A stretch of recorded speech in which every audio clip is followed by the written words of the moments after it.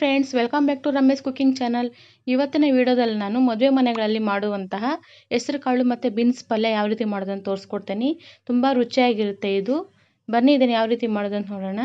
ಈಗ ನೋಡಿ, ನಾನು ಒಂದು ಪಾತ್ರೆಯಲ್ಲಿ 1.5 ಲೀಟ್ರ್ ಆಗುವಷ್ಟು ನೀರು ಹಾಕ್ಕೊಂಡಿದ್ದೀನಿ. ನಾನು ನೀರು ಸ್ವಲ್ಪ ಕಾದ್ಮೇಲೆ ನಾನು 1 ಬಟ್ಲಾಗುವಷ್ಟು ಹೆಸರು ಕಾಳು ನೆನೆಸಿದ್ದೆ ನೈಟು. ಅದನ್ನು ನೀಟಾಗಿ ವಾಶ್ ಮಾಡಿ ನೆನೆಸ್ಕೋಬೇಕು. ಈಗ ನೋಡಿ, ನೆನೆಸಿರೋಂಥ ಹೆಸರು ಕಾಳನ್ನ ನಾನು ಈ ನೀರಲ್ಲಿ ಹಾಕ್ಕೊತಾ ಇದ್ದೀನಿ.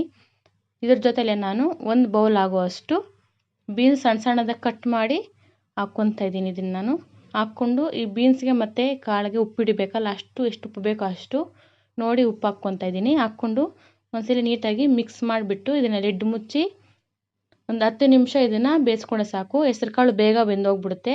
ಅದಕ್ಕೋಸ್ಕರನೇ ಹೆಸರು ಕಾಳು ಬೀನ್ಸ್ ಎರಡು ಜೊತೆಯಲ್ಲಿ ಸೇರಿಸಿ ಬೇಯಿಸ್ಕೊತಾ ಇದ್ದೀನಿ. ಬೀನ್ಸ್ ಸಣ್ಣದಾಗಿ ಕಟ್ ಮಾಡಿದ್ರೂ ಅಷ್ಟೇ, ಅದು ಸ್ವಲ್ಪ ಬೇಗ ಬೇಯುತ್ತೆ. ಈಗ ನೋಡಿ 10 ನಿಮಿಷ ಆಗಿದೆ. ಈಗ ನೋಡಿ, ನೀಟಾಗಿ ಹೆಸರು ಕಾಳು ಮತ್ತು ಬೀನ್ಸ್ ಎಲ್ಲ ನೀಟಾಗಿ ಬೆಂದೋಗಿದೆ. ಈ ಥರ ಬೆಂದಿರಬೇಕು ಹೆಸರು ಕಾಳು, ಬೀನ್ಸು ಅಷ್ಟೇ ನೋಡಿ ಈ ಥರ ಬೆಂದಿರಬೇಕು. ಈಗ ನೋಡಿ, ಇದನ್ನು ಸಪ್ರೇಟ್ ಮಾಡ್ಕೋಬೇಕು, ಈ ಬೆಂದಿರೋಂತಹ ನೀರು ಮತ್ತು ಕಾಳು. ಈಗ ಒಗ್ಗರಣೆ ಹಾಕ್ಕೊಳ್ಳೋಣ. ಒಂದು ಬಾಣಲಿ ಇಟ್ಕೊಂಡಿದ್ದೀನಿ, ಸ್ಟವ್ ಹಚ್ಕೊಂಡು ಅದಕ್ಕೆ ಒಂದು 4ರಿಂದ 5 ಟೇಬಲ್ ಸ್ಪೂನಷ್ಟು ಎಣ್ಣೆ ಹಾಕ್ಕೊತಿದ್ದೀನಿ. ಎಣ್ಣೆ ಕಾದ್ಮೇಲೆ ಒಂದು ಸ್ವಲ್ಪ ಸಾಸಿವೆ, ಒಂದು ಸ್ವಲ್ಪ ಜೀರಿಗೆ, ಒಂದು ಸ್ವಲ್ಪ ಕರಿಬೇವು, ಸಣ್ಣದಾಗಿ ಕಟ್ ಮಾಡಿರುವಂತಹ ಹಸಿರು ಮೆಣಸಿನ್ಕಾಯಿ ನಾನು ಒಂದು 4 ತೊಗೊಂಡಿದ್ದೀನಿ. ಈ ಥರ ಸಣ್ಣದಾಗಿ ಕಟ್ ಮಾಡಿ ಹಾಕ್ಕೊತಾ ಇದ್ದೀನಿ. ಅದೊಂದು ಸ್ವಲ್ಪ ಫ್ರೈ ಆದಮೇಲೆ ಹಸಿರು ಮೆಣಸಿನ್ಕಾಯಿ, ಈಗ ನಾವು ಸಣ್ಣದಾಗಿ ಹಚ್ಚಿಟ್ಟಿರುವಂತಹ ಈರುಳ್ಳಿ ತೊಗೊಂಡಿದ್ದೀನಿ. ಒಂದು 3 ತೊಗೊಂಡಿದ್ದೀನಿ ನಾನು. ಜಾಸ್ತಿ ಹಾಕ್ಕೊಂಡ್ರೆ ಚೆನ್ನಾಗಿರುತ್ತೆ, ನೀವು ದೊಡ್ಡದಾದರೆ 2 ಹಾಕ್ಕೋಬೋದು. ನೋಡಿ, ಇದನ್ನು ಹಸಿ ವಾಸನೆ ಹೋಗೋವರೆಗೂ ಒಂದು ಸ್ವಲ್ಪ ಫ್ರೈ ಮಾಡ್ಕೋಬೇಕು ಈರುಳ್ಳಿನ.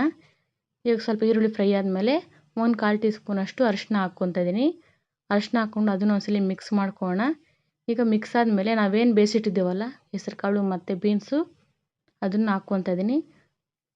ಇದ್ರ ಜೊತೆಲೆ ನಾನು ಹಸಿ ಕೊಬ್ಬರಿನ ಒಂದು 1/4 ಕಪ್ಪಷ್ಟು ಹಾಕ್ಕೊಂಡಿದ್ದೀನಿ. ಹಾಕ್ಕೊಂಡು ಈ ಥರ ತರಿಯಾಗಿ ನೀರು ಹಾಕ್ಕೊಂಡ್ರೆ ರುಬ್ಕೊಂಡಿದ್ದೀನಿ.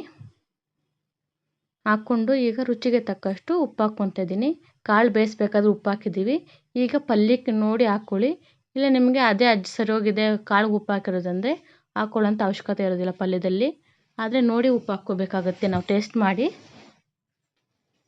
ಇವಾಗ ನೋಡಿ, ಒಂದ್ಸಲ ನೀಟಾಗಿ ಮಿಕ್ಸ್ ಮಾಡ್ಕೊಳ್ಳೋಣ. ಈಗ ನೀಟಾಗಿ ಮಿಕ್ಸ್ ಆದಮೇಲೆ ಲಾಸ್ಟಿಗೆ ಕೊತ್ತಂಬರಿ ಸೊಪ್ಪು ಹಾಕ್ಕೊಂಡು ಒಂದ್ಸಲ ಮಿಕ್ಸ್ ಮಾಡ್ಕೊಂಡು ಈಗ ಸ್ಟವ್ ಆಫ್ ಮಾಡ್ಕೊಂಡ್ಬೇಕು. ಈಗ ಸರ್ವಿಂಗ್ ಬೌಲ್ಗೆ ಸರ್ವ್ ಮಾಡ್ಕೊಳ್ಳೋಣ. ಈ ಪಲ್ಯ ನಾವು ಮದುವೆಗಳಲ್ಲಿ ತಿಂದಿರ್ತೀವಲ್ಲ, ಸೇಮ್ ಅದೇ ರೀತಿಯಲ್ಲಿರುತ್ತೆ ಈ ಪಲ್ಯ. ತಿನ್ನೋದಕ್ಕಂತೂ ತುಂಬ ರುಚಿಯಾಗಿರುತ್ತೆ. ಈ ಆರೋಗ್ಯಕರವಾಗಿರುವಂಥ ಹೆಸರು ಕಾಳು ಮತ್ತು ಬೀನ್ಸ್ ಪಲ್ಯ ನಿಮ್ಗೆ ಇಷ್ಟ ಆಗಿದ್ದರೆ ಲೈಕ್ ಮಾಡಿ, ಶೇರ್ ಮಾಡಿ, ಕಮೆಂಟ್ ಮಾಡಿ, ಸಬ್ಸ್ಕ್ರೈಬ್ ಮಾಡಿ. ಪಕ್ಕದಲ್ಲಿರೋ ಬೆಲ್ ಐಕಾನನ್ನು ಕ್ಲಿಕ್ ಮಾಡಿ, ಆಲ್ ಅನ್ನೋ ಬಟನ್ನ ಪ್ರೆಸ್ ಮಾಡಿ. ನಿಮ್ಮ ಫ್ರೆಂಡ್ಸ್ ಆ್ಯಂಡ್ ಫ್ಯಾಮಿಲಿಗೆ ಈ ವಿಡಿಯೋನ ಶೇರ್ ಮಾಡಿ. Thank you.